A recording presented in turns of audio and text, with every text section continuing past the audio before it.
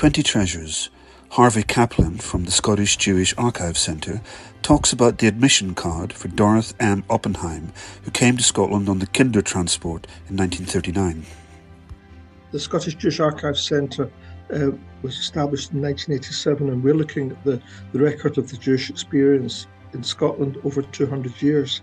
And one of the overarching themes in our collections has been that the Jewish presence in Scotland and the Jewish community have been built up through successive waves of immigration from England, from elsewhere in the British Isles, and from Europe and elsewhere. And these immigrants came here to make a better life for themselves and their families, often fleeing discrimination and persecution in their native lands. So in the last few years, we've steadily and vastly increased our holdings on the refugee period. So that's the arrival of Jewish refugees in Scotland before, during and after the Second World War. And in partnership with Garnet Hill Synagogue Preservation Trust, we've created a Scottish Jewish Heritage Centre and a Scottish Holocaust Era Studies Centre. And the Study Centre provides access to our collections relating to estimated 2,500 Jewish refugees who came to Scotland during and after the Second World War. So that's the context behind this. In July 1939, on the eve of the Second World War, Dorrith Marion Oppenheim, aged 7, from Kassel in Germany, came to Edinburgh.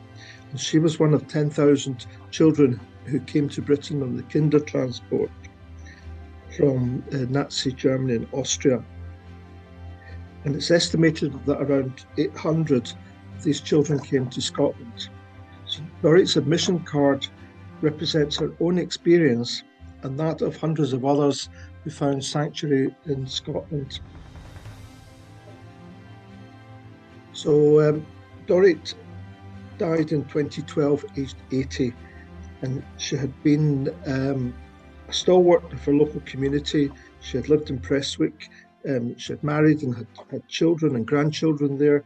She was a brown owl for the first Prestwick Brownie pack. She wrote about her experiences and was a founder member of the Ayr Writers Club. She spoke frequently to school classes and other groups, and again was a founder member of SAROC, the Scottish Kinder Reunion Group.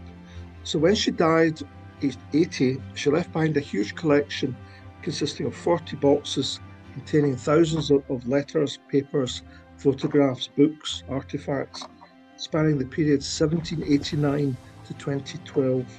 And she specifically wished for this collection to remain in Scotland, which had provided her with a new home.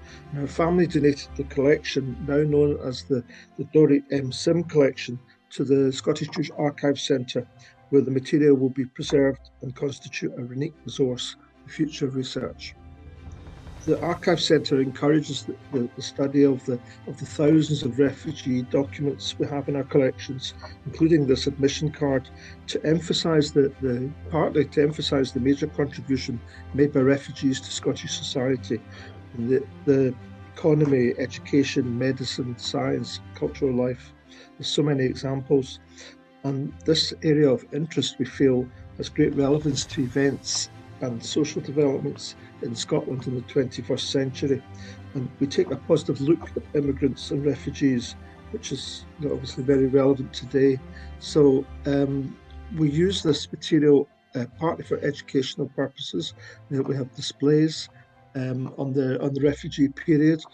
We have digital resources, and we have hands-on learning kits for school children based on the experiences of 3 refugees who found sanctuary here, including Dorrith. So these learning kits include facsimiles of some of the archival material, like this card.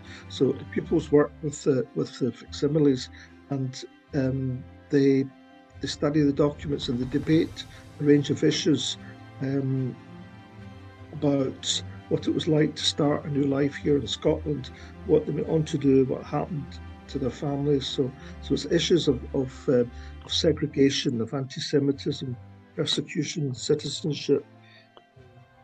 democracy and the refugee experience in general. So we feel it's important that material like this is out there and being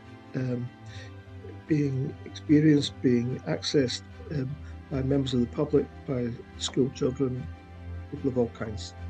For more information, visit www.scottisharchives.org.uk/treasures.